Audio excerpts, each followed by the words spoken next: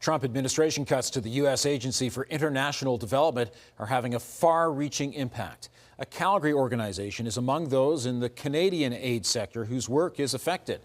Some are warning that the abrupt stop is creating a humanitarian gap with serious consequences. Alicia Fieldberg reports.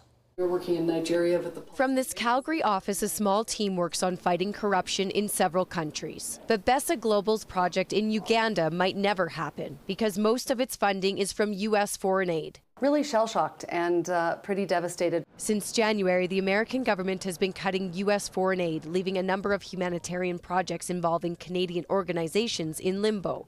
The head of Bessa was in Uganda about to launch its latest project when it was ordered to stop.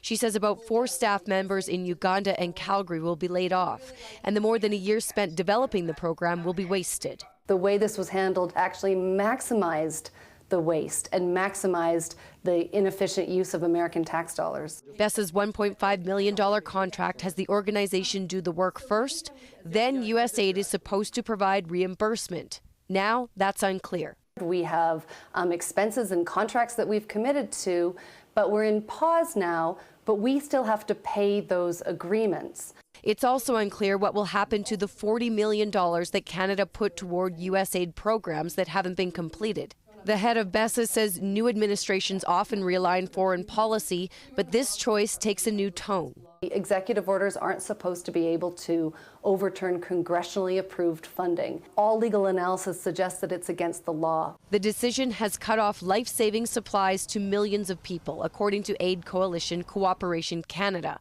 which calls international assistance an investment, saying it is both the right and the smart thing to do. Corruption, conflict, and crime are the catalysts of migration. They're the catalyst of terrorist activity. They're the catalyst of unrest.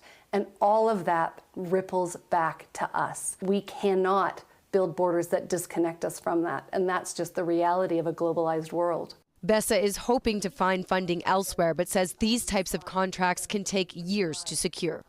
Alicia Fieldberg, CTV News, Calgary.